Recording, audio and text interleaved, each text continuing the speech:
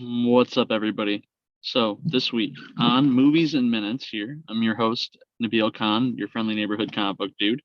My guest this week is Andrew Devitt, who's a professor of English at a local college here in upstate New York.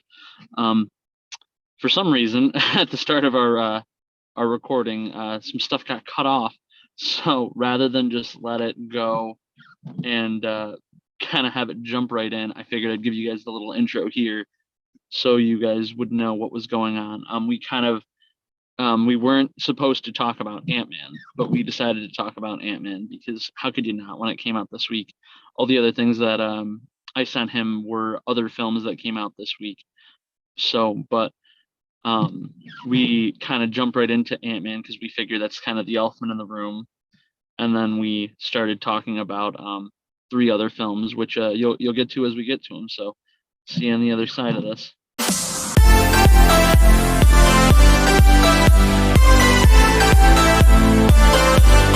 I'm a little bit burnt out on the Marvel Factory formula.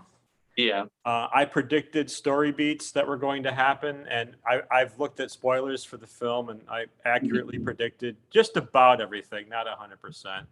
And it's just the way the movies are made. They're like assembled in a factory, and it's just like, okay, and that's there's a there's no formula spontaneity there to excite me, you know. Right. What were some of the things you predicted?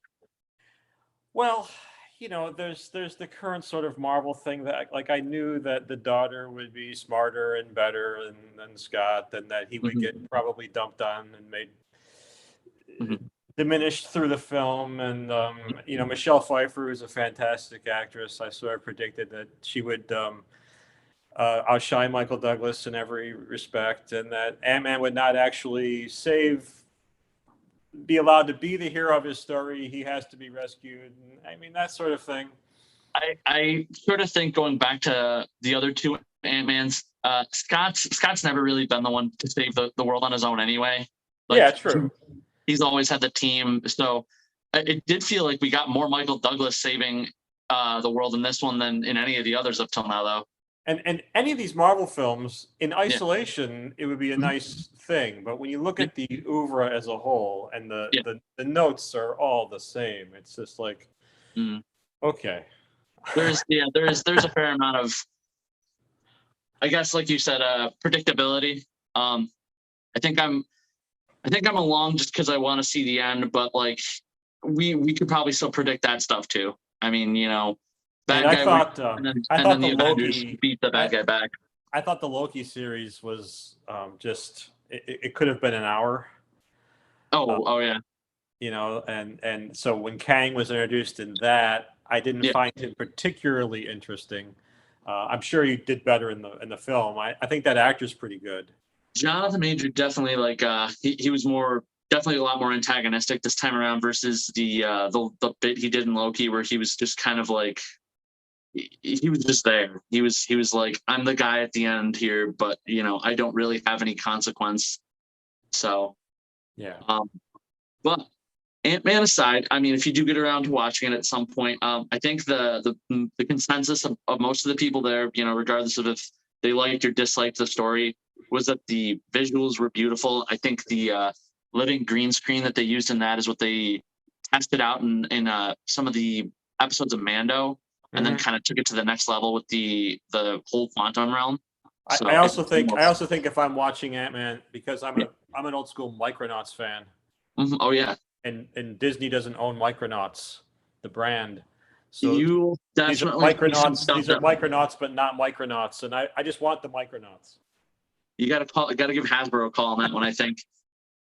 Well, James Gunn desperately wanted to do a ROM movie. Yeah. Oh yeah. Which ROM and Micronauts are both Hasbro properties now. Yeah. But hey, if Sony can play ball with Disney, I mean, anybody could, right? That would be nice. Yeah, maybe that'll be a future episode. If that ever happens, I'll be like, all right, I know my guy who wants to talk about ROM and the Micronauts. I could talk about ROM and Micronauts for an hour, so that's no problem. Did you? Nice. So the three movies I gave you, I think in successive order that I sent them to you, will probably be the order in which you dislike versus possibly like here. But Winnie the Pooh, Blood and Honey. What was your thoughts on that trailer?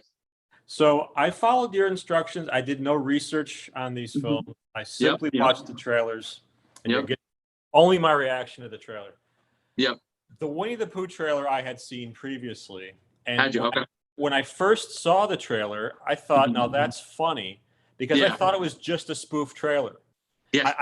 I like an SNL skit. I did not believe that someone would actually try to farm that idea for 90 minutes. And so I thought, oh, that's kind of funny. And then when I realized it was actually a trailer for an actual film, I thought, oh, how sad. Yeah. You know, it depresses me. And I'm not a big Winnie the Pooh fan. I'm not but it seems so awfully cynical. It works as a 2-minute, 30-second joke.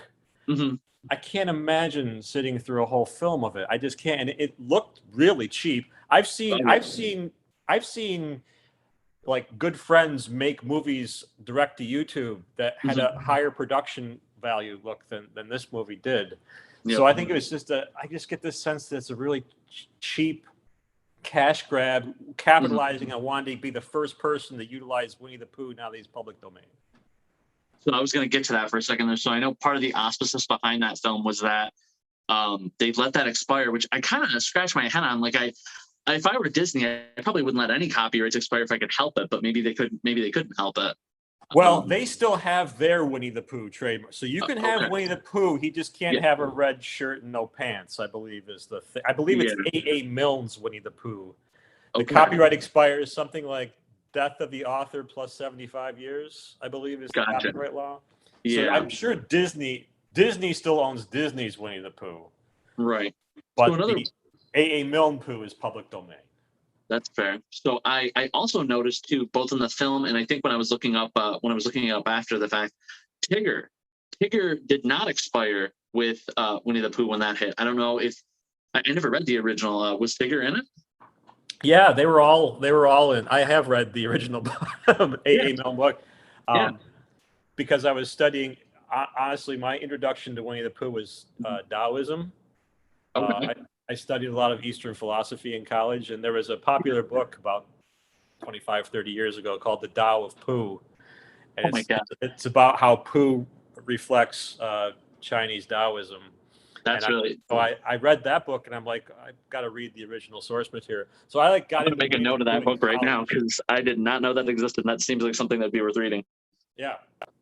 Wow, that's funny. So I gotta wonder though, what would hold them up from having a specific character not expire on that copyright? I wonder if like they copyrighted like Tigger like 1 year later or something or what, but. Not sure. Copyright law is I'm not an expert in it. I probably should be better expert in it, but I know that it varies from country to country and state to state. Some countries don't have any copyright laws. That's why if you write a book, everything is just open source from there.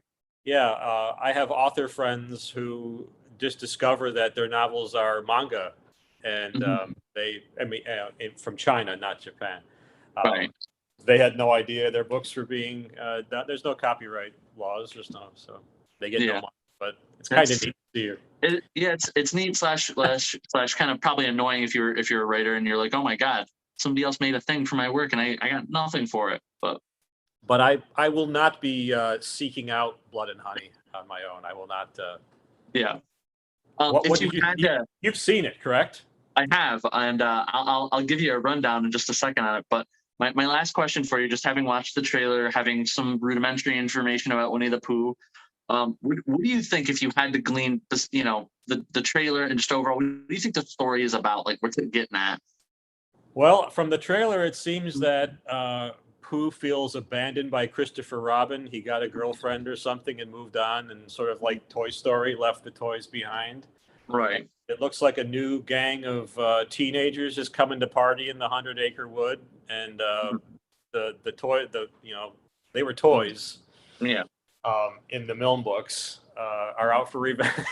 It looks like. Yeah. It's pretty close to that, to be honest. So the Christopher Robin. They describe him as like would venture into. He lived in the 100-acre wood, and he would venture in every day. And it was, in fact, probably the best part of this film was the narration at the beginning and a few cutaways were very well drawn, like animation versus live action. Yeah, so the animation, like where it's like narrating him going into the 100 expensive, so I wouldn't have thought that they would have done that for this film. That's probably the most expensive part of this movie, if I had to guess. But he would go in every day and he was like feeding them. He was their friend, things like that. And when he gets to college age, he leaves to go to college because he wants to become a doctor. And I mean, they feel neglected, and they end up eating Eeyore when they run out of food. So they describe it as Pooh, Piglet, Eeyore, Owl, and Rabbit. But you never see anybody but Pooh and Piglet once we get to the live action. We're told Eeyore is eaten, and we never hear about the other two. So it's plot points getting dropped left and right.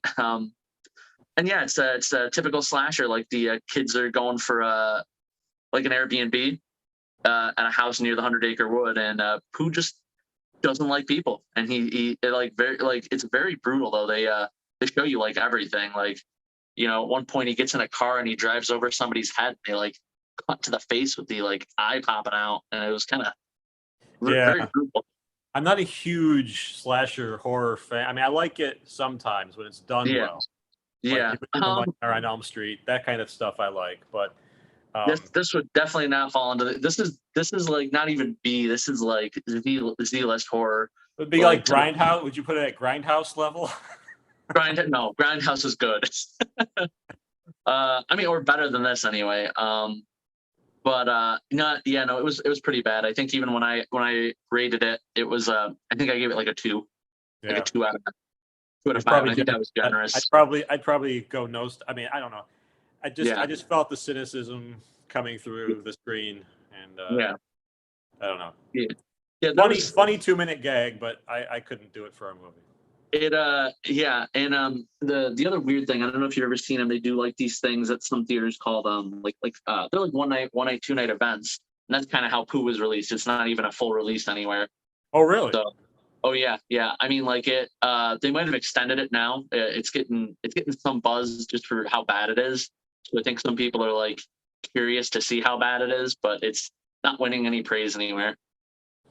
It's I was gonna say, I think it's like fresh score on Rotten Tomatoes is only a little less than Antman, but wow, I think the Antman one might be review bomb related.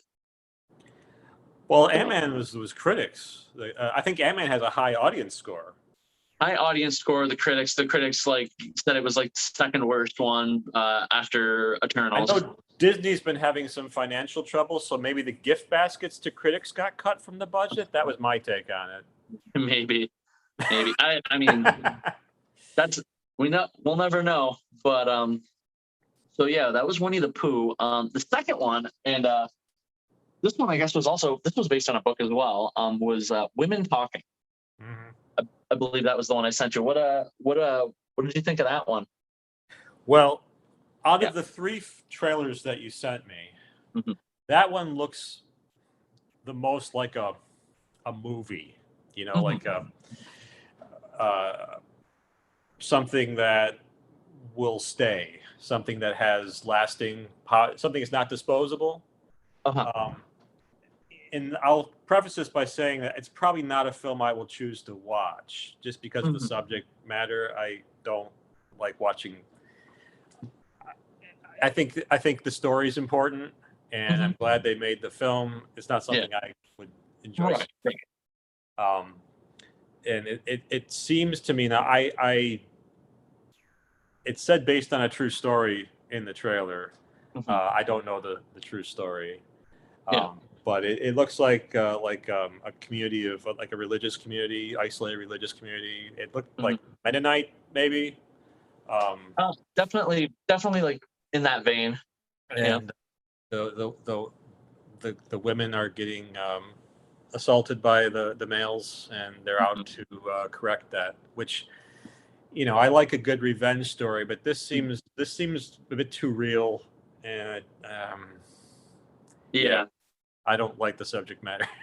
That's fair. That's fair. So this one was, yeah, I mean, they never show anything, but I mean, obviously the subject matter, even watching other people talk about it is, it's tough, listening It to looks people like talk one of about those movies that I would just get mad. Like I'd just get enraged. Like I would not like humanity. I would just be mad the whole Yeah. So the, did, and I don't know, I don't remember from the trailer just because I saw the trailer a while ago. Did it give you any sense for when you thought it took place? Well, that was hard to judge because they were like Mennonite, so it's sort of time. Right. I don't recall seeing any modern things in there, so it could be time. Unless it's like a Night Shyamalan thing, and you think you're in the 1800s, and then all of a sudden a cell phone rings at the end. There was no cell phone ringing. And I mean, like as the story kind of went, they did a really good job of making it feel like it could have been at any point in some, history somewhere between like 1800 and now. Yeah. And it could have just been almost anywhere that's got like wide open space. I honestly don't think they ever tell you in the movie exactly where it is. They show you a map of the region, but it's not like marked with the countries or anything like that. But it's set in 2010. Yeah. So is that when the real story took place? 2010. Yeah. Wow. It's also based on a book too. So essentially the men run the town. They kind of just do what they want to do at night, and they essentially drug people with what they call it. It was like livestock tranquilizer. So they don't know who's done what to who. Suffice to say, if people wake up and they feel like something happened to them. Yeah. And they're close enough to a city that the men all get carted off basically for like 2 days, and one like one woman who doesn't really want to have any part of the conversation is going to go bail them out, and they have like 48 hours to kind of decide, do we want to forgive and say nothing, fight them, or leave. And I mean, it's one of those weird things where I guess I think each person in the audience watching probably would have to like come up with their own decision like before the very end when you see what happens. But they're in a circle with people that are of each opinion essentially. It almost kind of to me reminded me a little bit of 12 Angry Men. With trying to we had to come to a decision, but it's got to be a consensus essentially. Good actors in that. I like Rooney Mara and. Yeah. Oh yeah. Yeah. It definitely probably was like a indie passion project for a lot of them. That one we also didn't get at Marquee. I had to go somewhere else to see that one, so it had a little bit more of a indie like niche thing to it. Yeah, it doesn't look like a commercial blockbuster, but it looks like something that will have legs. Yeah. Well, according to Marquee, they're trying to get more new and unique things. So I something like that feels like that would be the answer to that. Are the critics liking that one? The critics are. I saw mostly 4s and 5s on it. I gave it a 4 myself. Yeah. What kind of decision do you think they would ultimately decided for something like that? Well, I would hope fight. Fight. Yeah. I don't know. I would. That would be my hope. I choose fight, but probably leave. Right. So in my own head too, when that first came up, and I was just like, why is forgiveness even an option? And it's a faith-based community, so there's like a real strong emphasis on not forgive would be going against our faith, and we don't want to do that. And there's one really passionate about wanting to fight, and he's kind of the one they got to convince, but they do ultimately decide to leave. And it's there's other factors too, like do we bring the boy, like the children with us, like the adolescent boys that may or may not be also part of this.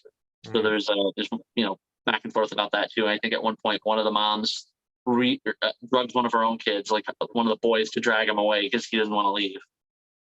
So, but that one. I mean, I know based on the subject matter, it's hard to recommend it, but if it's if you or anybody you know is into like, really like weighty subject matter or like art housey type stuff, that it's a good watch. It wasn't that long either. I think it was like 100 minutes.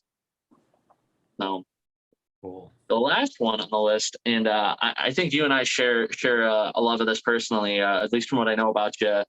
It's a noir detective movie. That's my genre. It's your genre. It's Marlowe, starring Liam Neeson, and my understanding, based on books, but also there was Marlowe films back in the 60s and up, I believe. Before that. Was there? Okay. So you go back to Humphrey Bogart. Yeah. Okay. And like Dick Maltese Powell. Falcon type stuff, or that was Hammett, but see, Philip Marlowe was created by Raymond Chandler, and the novel. Yeah, I did see that. Yep. And Chandler was arguably the most talented of those detective writers. I mean, he was he's a hell of a writer. I haven't read a bad sentence by him. Wow. Yeah. And Philip Marlowe is just the prototypical, back then in that sort of post-war era, you had a very particular kind of hero who was self-deprecating. So Philip Marlowe drank. He wasn't the most handsome guy. He didn't always get the girl. He's always crapping on himself. But just a poetic, I mean, Los Angeles is the way Raymond Chandler describes Los Angeles. It sounds just like a brutal piece of heaven. And so you had several actors playing Philip Marlowe. Like I said, Humphrey Bogart. One of my favorite actors ever, James Garner, played Philip Marlowe. Yeah. And then a 70-something-year-old Liam Neeson. Now Liam Neeson is a hell of an actor, but he's damaged goods because I don't think he's ever said no to a script in the past 20 years. Wow. So that brand is degraded. The quality, the brand of Liam Neeson is questionable. I will say, there are definitely people that say even lots no's than him, like Bruce Willis.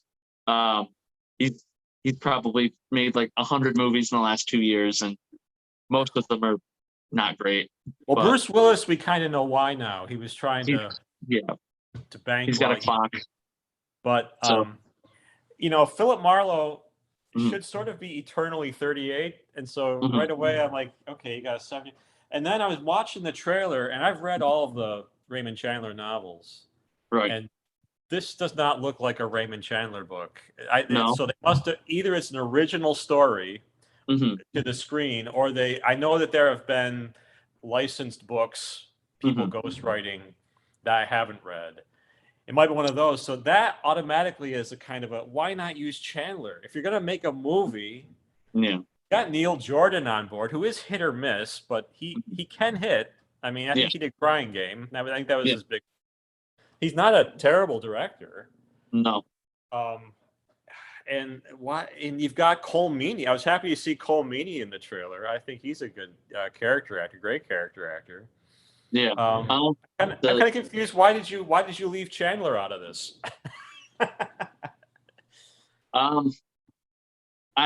That's a really good question, and my only thought would probably be that Hollywood figures in 2023 that people like yourself and me to a lesser extent don't know. Like they could get away with passing it off as a detective movie, and people just enjoy it for that, not really understand that there's a source material behind it until the credits roll and they tell you it was based on this book. And I'm struggling to remember because that one actually was the freshest one on my mind. I saw that one a few hours ago, and it was like the Black Blonde or the Blonde Black, like something like that was the book that it says it was based on at the end. Yeah, okay, that's not Chandler. No, okay. So I'm gonna double check that later, and I'm gonna get back to you. So they based it on a non-Chandler Philip Marlowe. Could have been like somebody who like started writing Philip Marlowe after Chandler. Yeah, the estate has hired other writers or granted permission for other writers to do it, but with noir, it's all about there's several genre tropes of film noir. There definitely are. And why would I watch this film when there is so much actual film noir that is of the time? So it is authentic. This looks like a period piece. It is. And the danger of doing period pieces today is that you always have to do them with modern sensibilities for the modern audience. And that doesn't always work. It doesn't always work. Yeah. And sometimes that makes it feel like a pastiche. Not a parody, but sort of you're just trying to recreate something with when you don't have all the parts. Right. So, did you like the film? I did. And one thing I will say, which I was kind of worried about that, the modern sensibilities, was that, there's a lot of films you see these days that like kind of maybe try to do a little bit of over-representation now, but for things that wouldn't have made sense then. And this one did a pretty good job of avoiding that. Like, the cast was mostly white. There was one, black protagonist who's like a driver who kind of ends up helping Philip Marlowe later on. And then there's, like the gardeners and like the underlings, like are Mexican, and like, people are like saying, slurs that, I mean, like they definitely couldn't get away with today, but, it's kind of understood that you're watching a film set in 1939. So, like when like the I'm surprised they did that, honestly. Yeah, I mean, like at one point, like Philip Marlowe's like investigating he's supposed to be investigating the murder of somebody, as is often the case with these detective films, but it turns out he may or may not actually be dead. And when he's in at the subject's house, like the neighbor comes up and he's like, "Oh, you're not one of those like beaners," and I'm like, "Whoa, like yeah, they actually just said that." Huh. But do they address his age at all, or are we just supposed to buy that he's just still doing this stuff? They definitely do. So, in terms of like the femme fatale trope that comes up with these things, she does hit on him, and there's like, we as we slowly learn, she's got kind of like a older man father figure complex, and he turns her down because he point blank says to her, he's like, "You're half my age." That's a Philip Marlowe thing to do. Raymond Chandler described Philip Marlowe. This is one of my favorite descriptions of anything ever. His description of Philip Marlowe is that he's the best man in his world and a good enough man for any world. Yeah. One of the detectives at like LAPD that he like regularly works with in the movie says a line at one point that I think I audibly laughed at. He said something like, he's like, "Listen, I know you're into all this Lancelot bullshit." And I mean, like that kind of sums it all up in like one word. Like he keeps chasing the lead even when he's taken off the case, and like has no real like skin in the game when people offer him money to look the other way. So that was a good word to describe it. So it sounds faithful to the spirit of Raymond Chandler, but without his beautiful language, right? And, complex plots. Yeah, it probably wouldn't measure up to Humphrey Bogart, but I think it's better than a lot of like detective noir stuff that I see coming out now normally.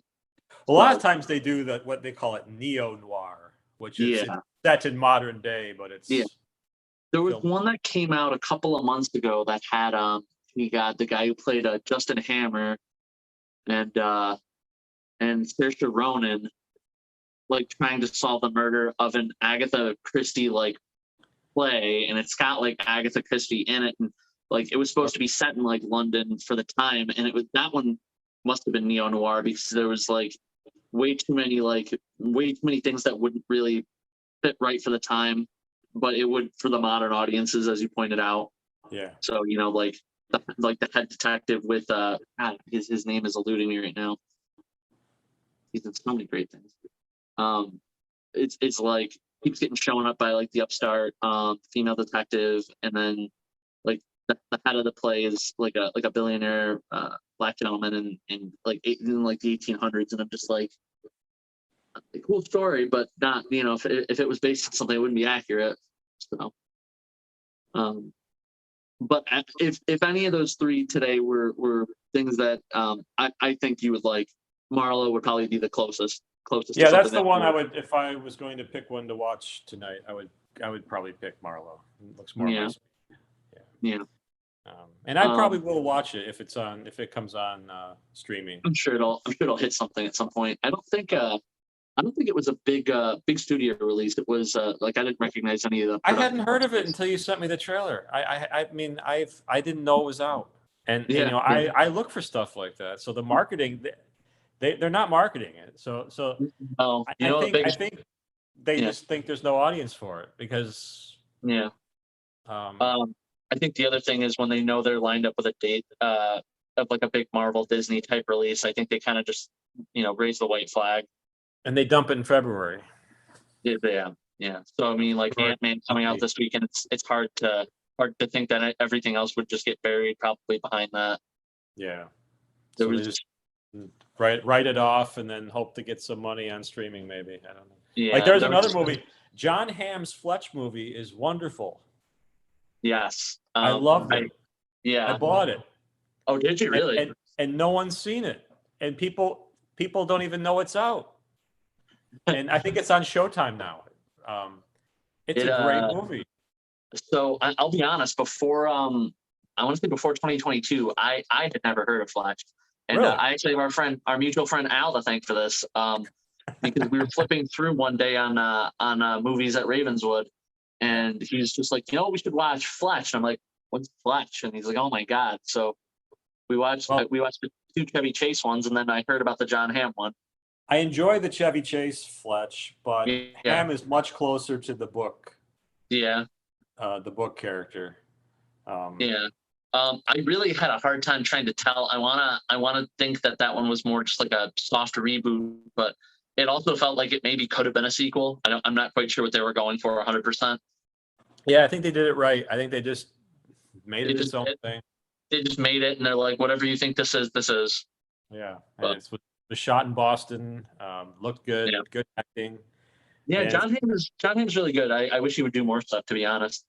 I do too, and he's got a pretty good range for for a handsome actor. He's got a pretty good range. Does comedy really well, but I'm sad that there's probably never going to be another Fletch with him because I don't think this one did very well at all. Yeah, that's another one where I think when it came out, either we didn't get it or it was only like here for like a week or two. It's hard, like somewhere between like streaming and just like box office numbers, things. Nothing lasts in the theater anymore unless it's really big. Yeah, I bought it. It was same day as theater, so you could buy it for $20. And so that's how I saw it. So. Now, did you buy it and then watch it, or did you watch it and then you're like, okay, now I want to own it? I bought it, then watched it. Okay. I had faith in it. I knew. I thought John Hamm, Fletch, I'm there. Yeah. I wasn't worried about it not being good. Fair enough. So is there anything you'd say movie-wise you're looking forward to at the moment? Anything you know about that's in the pipeline that you'd actually go see? I do want to see the final Guardians of the Galaxy. We did talk about that. I just I like those films. I like the first one. I think James Gunn. I'm not sure about his choices for DC, but I mean it's so early on. I'm gonna give him the benefit of the doubt. I love Peacemaker. Yeah. Excited for Creature Commandos. I'm not. No. I mean, I like Creature Commandos as an idea. I don't care about the cartoon. If they're doing it live action, that might be kind of cool. So I don't know if you saw that part of his announcement, but when he announced that like first slate of DC things, they confirmed that anything that is animation, the voice actors, if those characters show up in something live action, will be the same. If, yeah. Well, so I mean that would be awesome. Yeah. I mean the first one is sort of true already because we got Weasel in the Suicide Squad, so it'll probably be his brother voicing it. Yeah. But Um, So that, and other movies. I mean, I gotta tell you, I really, Michael Keaton is my Batman. yeah. But The I'm Flash having a trailer hard. definitely turned me around on that concept because I was very ready to write that movie off and just say, can we skip to the next DC movie? And I'm excited for it now. Well, I don't know if I can look at Ezra Miller for probably. That movie's probably gonna be 3 hours long. And I don't know if I can look at. So I might just watch the Keaton supercut that someone will inevitably put on YouTube. Oh God. Edit Ezra out and give me, I'd like to see Batfleck again. He wasn't bad. Yeah. Curious to see if the rumors that about Christian Bale are true too, or if it's just they stuck one of them on a Christian Bale bat bike instead. I think that was Affleck on the Bale bike. I don't know. You think so? I don't know. I don't know. Yeah. We'll see. Reshoots are always happening, so they'll set us up for one. What sucks about that movie, though, aside from Ezra, what sucks about that movie is that it was first, but it, due to its production hell, Spider-Man No Way Home came out. So now everybody's going to think, well, it's just doing what Spider-Man No Way Home did. But I believe the Flashpoint stuff was first. Yeah. It's just been. I mean, this movie's been supposed to come out for like 5 years, hasn't it? I mean, it's been a while. Oh yeah, I think the production for it started about a year after the show started, so back 2015, I want to say. And then, oh yeah. And I always thought it was a mistake to cast Ezra Miller, anyways, because I thought Grant Gustin, was decent. I don't watch that show. But I've seen the jokes floating around where some people say that maybe they'll do a little switcheroo, and by the end it'll be Grant Gustin.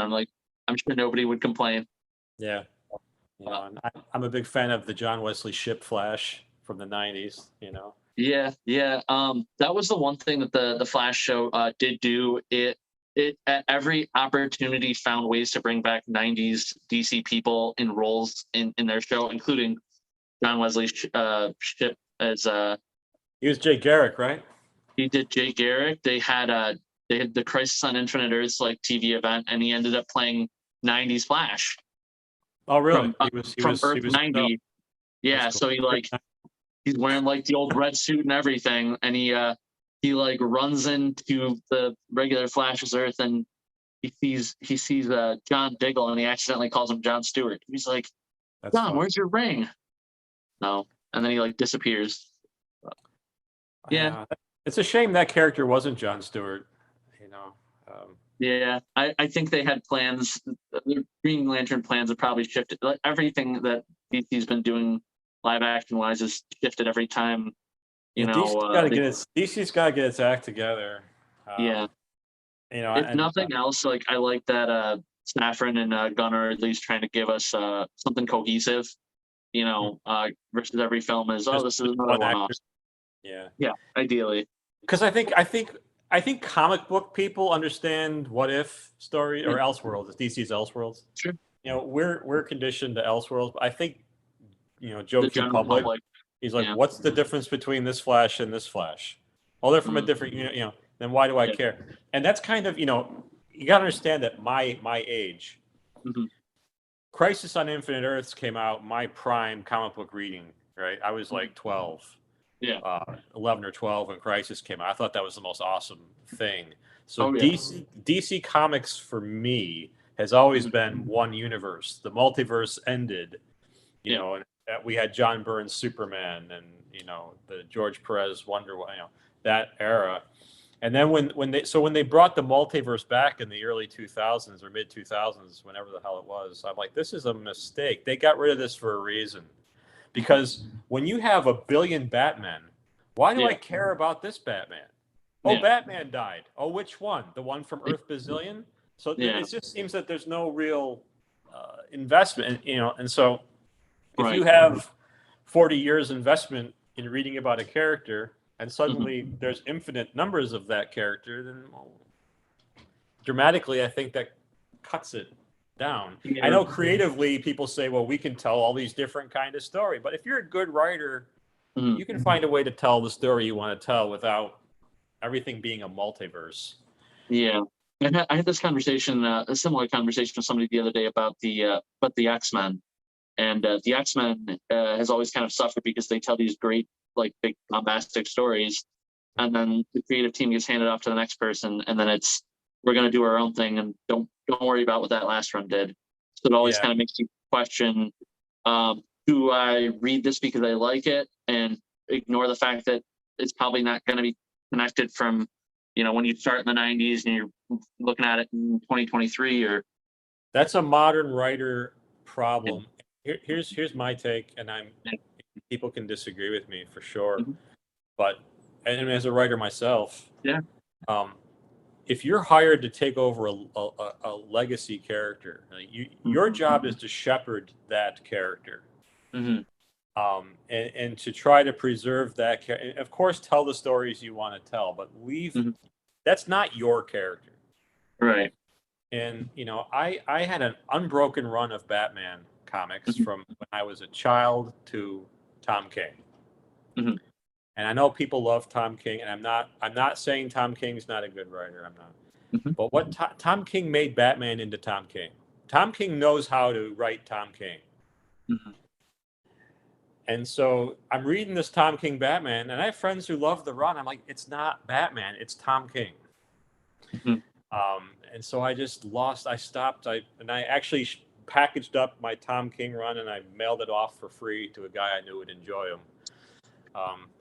Batman's gone at that point. You didn't shepherd the character. If you want to make your own character, make your own character. That almost makes me think of like the idea behind maybe like a wacky game show where people read a character from of something that Tom King's written and try to decide whether or not it's that character or Tom King. I mean, he's got Human Target.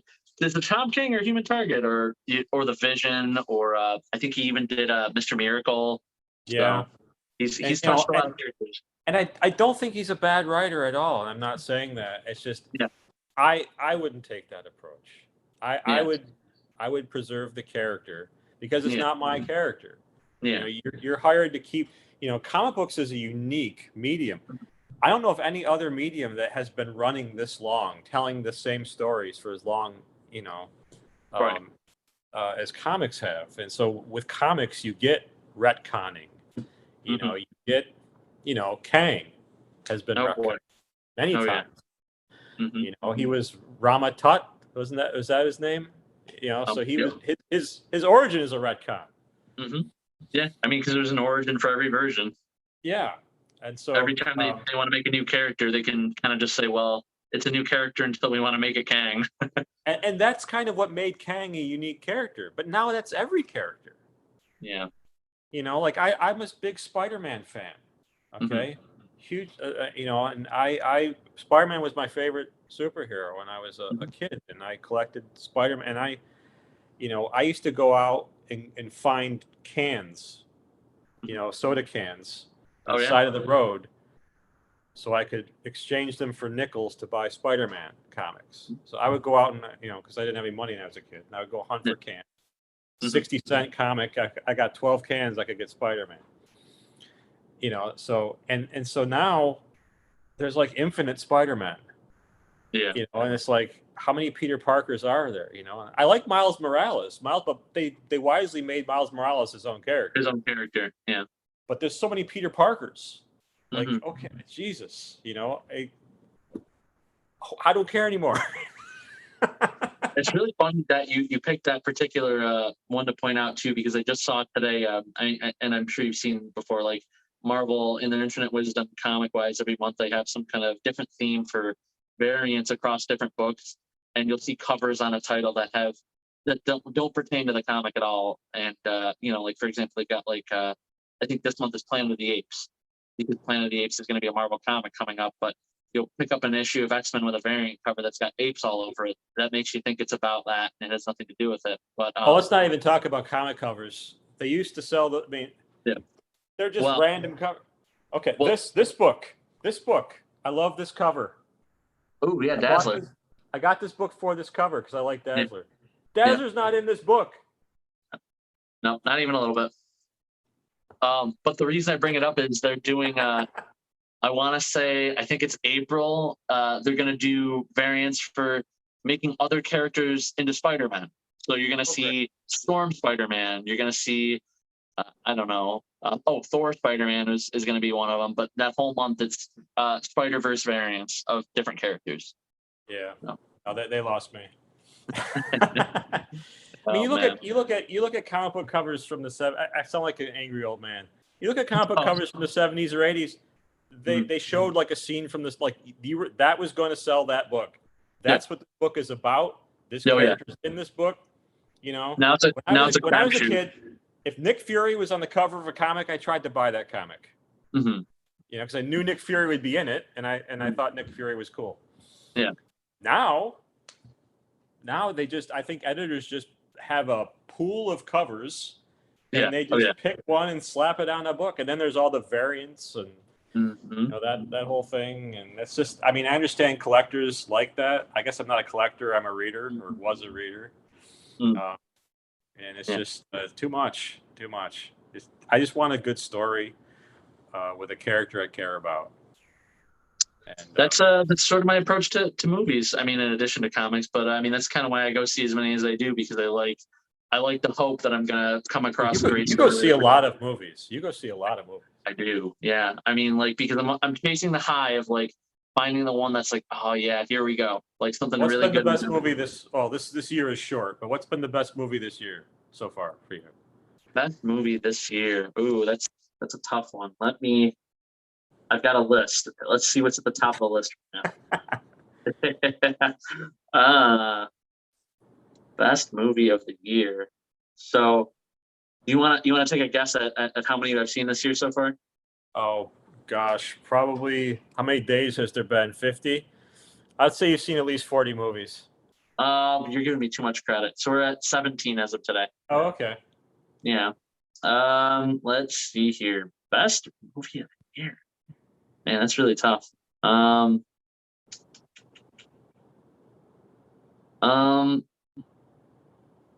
think one of the most enjoyable movies, something I would probably watch again, like, you know, maybe with like a significant other, or, you know, show with friends or something that I enjoyed a lot, other than Antman, which I just saw. But there was a movie that came out maybe in the second week of January. It was called A Man Called Otto, and it was Tom Hanks. It's based on a book and a foreign film, so they, you know, we're like third to the party on it. But he's a curmudgeon. He lives in a neighborhood. He wants kind of everything a certain way, and it very quickly shifts to him going inside his home, and he attempts to try to kill himself. And I'm like, whoa, what's going on here? And he kind of gets stopped by a set of annoying like new neighbors who keep bothering him every time he tries to like go through with it. And you eventually find out that he lost his wife like a few months before the setting of the film, and he's just like ready to like move on and be with her. And these like people essentially won't leave him alone. And it was really compelling. And you think at the end of the movie that he's finally gonna like go through with it, and he dies after he actually ends up becoming happy and like enjoying the company of these people that have kind of like wedged themselves into his life. Sort of becomes like de facto grandpa to their children. Kind of like bears his whole soul. You also get like flashbacks of like him and the wife and things like that. He kind of dies happy. He does, and it was a little bit like Ikaru. You ever seen Kurosawa's Ikaru? I have, yeah. Kind of like that. Very much so, actually. I didn't really even think about that, but yeah, it was sort of bittersweet because like the attempts that he made were so ridiculous. Like he tried sitting in a chair at one point with like a shotgun, and like they knock on the door and he like fires like and misses into the ceiling, and like, you know, it's weighty subject matter, but at the same time, Tom Hanks has such range, so you know he found ways to like make you laugh while also like almost wanting to cry. I thought that movie he did, Greyhound, was decent. Was that what it's called? Yeah, that was like an Apple movie, I think, last year. Yeah. I thought that was going to be just, you know, not good, but I wound up enjoying it. So I noticed during the pandemic, Apple scooped up a lot of like the big faces, but like not big. Not, I don't know how do you want to describe it. They weren't like AAA like blockbusters, but they were good movies with like faces that you recognize. people that wanted to work. Yeah, yeah, Yeah. Well, Yeah. yeah. Cool. So I guess the next time we'll probably be talking about movies is when we close to Guardians of the Galaxy. Because that'll be May, but we'll blink and it'll be here. So, but thank you for being my guest. Thank you for engaging in all these great conversations with me. I'm Well, hoping thanks for having me. Yeah, I'm hoping other people enjoy these things and either want to see them or run away from them. Hopefully, I'm actually not trying to encourage anybody to go see Winnie the Pooh. I'm more trying to save them, but we'll see if it works out or not. Sometimes people like to run towards something when you tell them to go away from it. So all publicity is good publicity. that's right, right? No news is good news. Yeah. So all right. Well, I'm sure I will see you this coming week at the comic book store. So thank all you. right, Nabil. Evan. Cheers. We'll see you next time. Bye-bye. Bye.